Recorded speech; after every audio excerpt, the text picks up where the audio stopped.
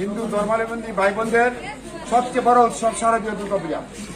এই শারদীয় দুর্গাপূজা উপলক্ষে আমাদের সুনামগঞ্জ এক নির্বাচনী এলাকার আগামী দিনের ধানের শীষের মনোনয়ন প্রত্যাশী জননেতা আনিসুল হক তাহিরপুর উপজেলা অধীনস্থ ১ নং উত্তর শ্রীপুর ইউনিয়নের বিভিন্ন পূজা মণ্ডপ পরিদর্শন শেষে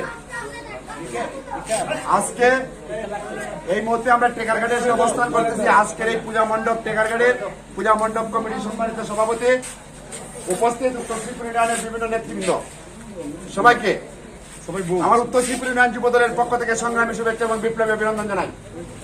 এ পর্যায়ে আপনাদের সামনে সংক্ষিপ্ত বক্তব্য রাখবেন।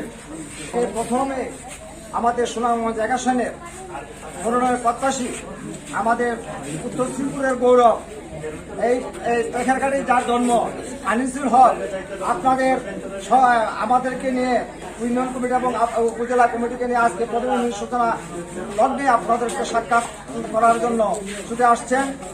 আপনারা আশীর্বাদ করবেন, আমরা সবাই দোয়া করি ওনার যেন মনোবাঞ্ছনা আল্লাহ পূরণ করেন। নবনির্বাচিত সভাপতি, যিনি আগেও বিএনপির সভাপতি ছিলেন, ইউনিয়ন বিএনপির জনাব মুশাহিদ আলী তালুকদার অতিথি হিসেবে উপস্থিত আছেন। এইখানে বিএনপির বিভিন্ন পর্যায়ের সিনিয়র নেতৃবৃন্দ অতিথি হিসেবে উপস্থিত আছেন। যুবদলের এই উত্তর শ্রীপুর ইউনিয়নের বিপ্লবী সভাপতি, বিএনপির ভারপ্রাপ্ত চেয়ারম্যান জনাব তারেক রহমানের পক্ষ থেকে শারদীয় শুভেচ্ছা সহ সালাম জানাচ্ছি। আসসালামু আলাইকুম রহমতুল্লাহ এবং হিন্দু ভাইদেরকে আদাব জানাচ্ছি, নমস্কার জানাচ্ছি। সম্মানিত অতিথিবৃন্দ, সত্যি খুব ভালো লেগেছে। আমরা পূজার পূর্বেই আমরা কিভাবে আপনাদের প্রস্তুতি চলছে সেগুলো খোঁজখবর নিতে এসেছি।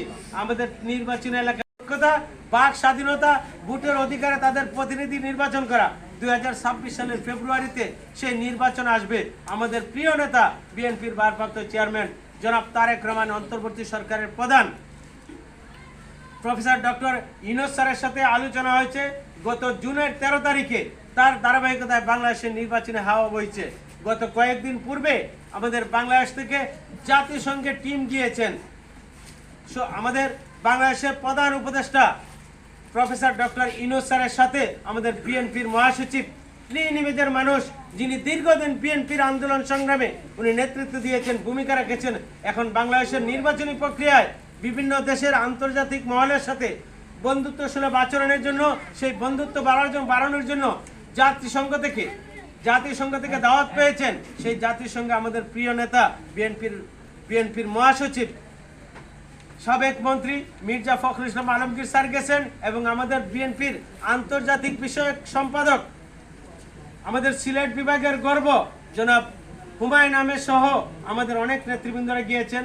অন্তর্বর্তী সরকারের প্রধানের সাথে আন্তর্জাতিকভাবে কথা হয়েছে কিভাবে বাংলাদেশের আগামী ফেব্রুয়ারিতে নির্বাচন হবে, সেভাবেও সেই বন্ধু রাষ্ট্রদের সাথে পরামর্শ করেছেন, তাদের সাথে মত বিনিময় করেছেন। বাংলাদেশের আগামীর সম্ভাবনা, বাংলাদেশের আগামী নির্বাচন, বাংলাদেশে কিভাবে ফেব্রুয়ারিতে নির্বাচন হবে সে সমস্ত বিষয়ের দিক নির্দেশনা তারা জাতিসংঘে তুলে ধরেছেন। জাতিসংঘের সকল রাষ্ট্রপ্রধানরা একযুগে বাংলাদেশের আগামী দিনের কর্ম পরিকল্পনাকে স্বাগত জানিয়েছেন এবং সাধুবাদ জানিয়েছেন। বাংলাদেশে একটি সুন্দর পরিবেশে নির্বাচন দেখতে চায়।